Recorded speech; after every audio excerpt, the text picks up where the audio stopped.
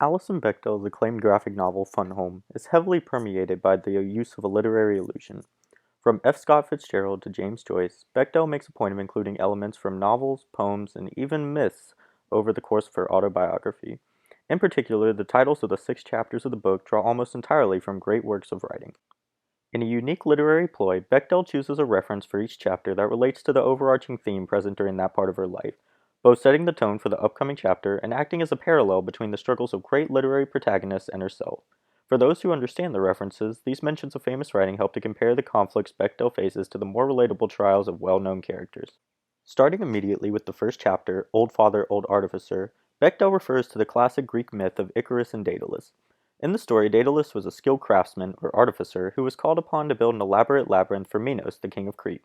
Eventually, Daedalus found himself and his son, Icarus, about to be imprisoned in the maze, so he crafted wings for the both of them, and they escaped, though Icarus died in the process. The beginning of the book implies a strong association between Daedalus and Bechdel's father. In the same way that Icarus and Daedalus were to be imprisoned in the maze, Bechdel's father saw that he and his daughter were set to be imprisoned by a society that did not accept their homosexual tendencies, and determined himself to escape by giving his daughter the approval that he had not received. Bechdel's father also related a lot to Daedalus personally. Daedalus was a master artisan who created great works, only for his achievements to result in disaster for him and his family. Likewise, Bechdel's father was a skilled builder, crafting a better home for himself and a better life for himself through his ideal persona as a loving husband and father.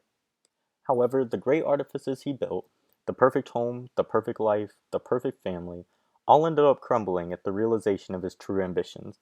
The great creations he had brought into existence meant little as his life ended in disaster, as his wife asked for divorce and society learned of his quote unquote queer proclivities.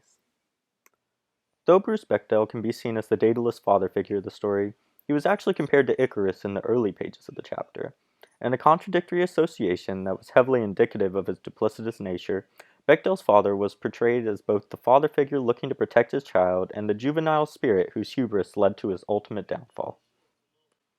In the same way that Icarus's overconfidence led him to fly too close to the sun and fall back to Earth, Bechdel's father's overconfidence in his ability to live a double life as dedicated, upstanding father and closeted homosexual man led him to eventually lose everything he had sought after: the love of his wife, the respect of his peers, and the idyllic life he had built for himself.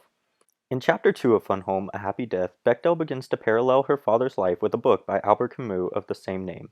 In the book, the protagonist was seen to be on a constant search for happiness in his life despite his general apathy towards it. He dislikes his job, his wife, and everything he has, so he travels across Europe in search of meaning and contentment.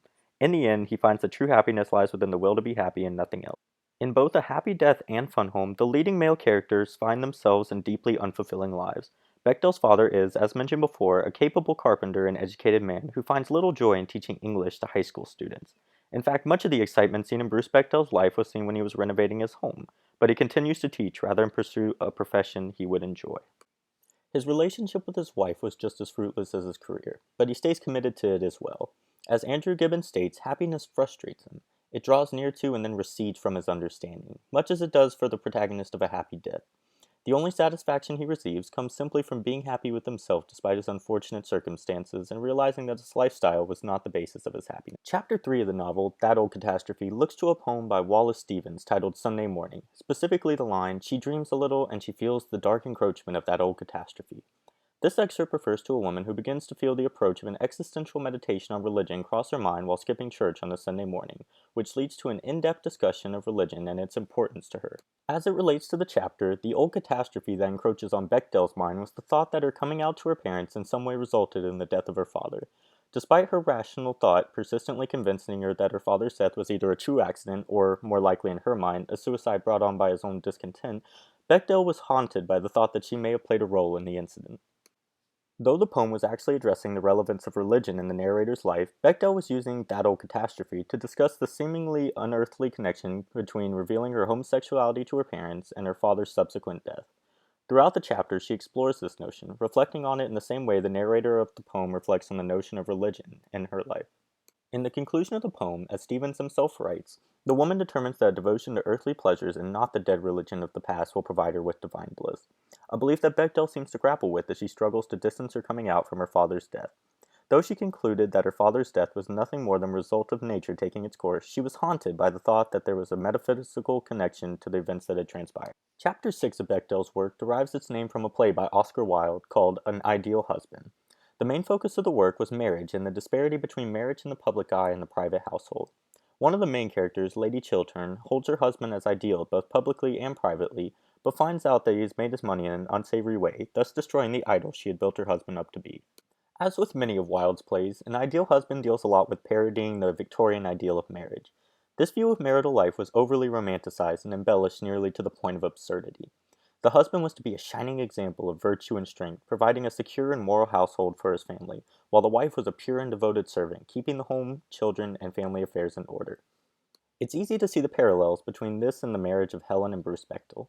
Bruce, who puts on the guise of a perfect husband in the public eye, was in reality an inattentive husband more concerned with his homosexual desires and renovating his home than with his wife and children. So when he was subjected to the demands that society places on men to be perfect husbands and fathers, he was forced to fight his natural urges, leading to his eventual downfall. The chapter titles of any great novel are meant to reflect the nature of the subject of that chapter, but Bechdel takes this idea to an entirely new level of artistry with allusion in hers. When each one is examined closely, it is clear that they were chosen because of the relation between the protagonist's generally tumultuous and didactic journey and how Bechdel saw her own life at certain times. Through these literary allusions, Bechdel is able to provide the reader with a higher level of understanding for her childhood struggles. While they may go over the head of some readers, they held important revelations for Bechdel during her childhood and while writing the graphic novel, and if one takes the time to understand their connection to the story, they grant the reader a deeper understanding of her adolescence.